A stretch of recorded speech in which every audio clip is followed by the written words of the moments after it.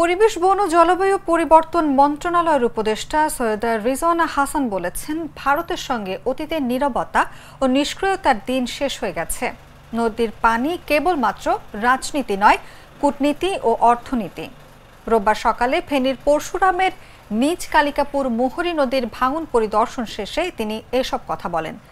রিজওয়ানা হাসান বলেন, দর কষাকষি করে আমাদের অনুকূলে যদি একটি চুক্তি পাই, সেখানে স্বাক্ষর করতে রাজি থাকব। অন্য দেশ কি করলো না করলো সেটা দেখার বিষয় না। তিস্তা চুক্তির খসড়া হয়ে যাওয়ার পরও ভারত স্বাক্ষর করেনি। কাটি দেওয়ার চেষ্টা করে যখন আমাদের স্থানীয় জনগণ এটা নিয়ে প্রতিরোধ। আমি আমার কথাটা শেষ হয়নি।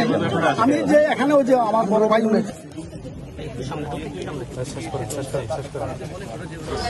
নীরব থাকার সময়টা শেষ হয়ে গেছে।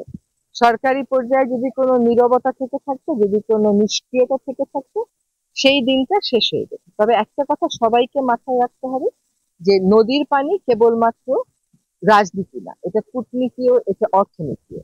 কাজে আমরা আমাদের মানুষের কথা, আমাদের মানুষের দুর্ভোগ, আমাদের মানুষের প্রত্যাশা, তাদের চাহিদা অনুযায়ী জানি উজানের দেশগুলোর সাথে কথা বলতে পারি, সেটা বুঝতেই কিন্তু আমার আজকে আসা।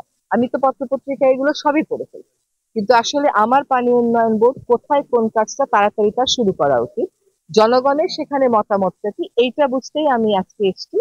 আর উজানের দেশের সাথে, ভাটির দেশের ভারতের সাথে আমাদের এই সমস্যা কেবলমাত্র যে এই নদীর কেন্দ্রিক তা না, এটা কিন্তু প্রায় সকল নদী কেন্দ্রিক। আমরা গঙ্গা ছাড়া আর কোনো নদীর ক্ষেত্রে, ফেনীর ক্ষেত্রে করতে পেরেছি, কিন্তু আর কোনো নদীর ক্ষেত্রে কিন্তু আমাদের বলে 54 বা 57টা অভিন্ন নদী এখনো পর্যন্ত চুক্তি স্বাক্ষর করতে পারিনি। এমনকি তিস্তা নিয়েও পারেনি। আপনারা হয়তো হঠাৎ বন্যায় অভ্যস্ত না, আপনাদের কাছে এটা অস্বাভাবিক লাগছে। আপনারা তিস্তা পাড়ের মানুষের কাছে যাবেন, তাদেরও দুঃখ কিন্তু এরকমই, এবং সেটা প্রতি বছর এরকম দুঃখ হচ্ছে।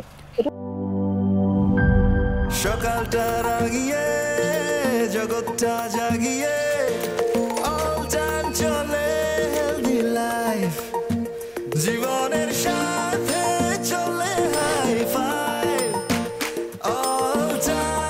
ব্রেকফাস্টে all time healthy bread, all time healthy life.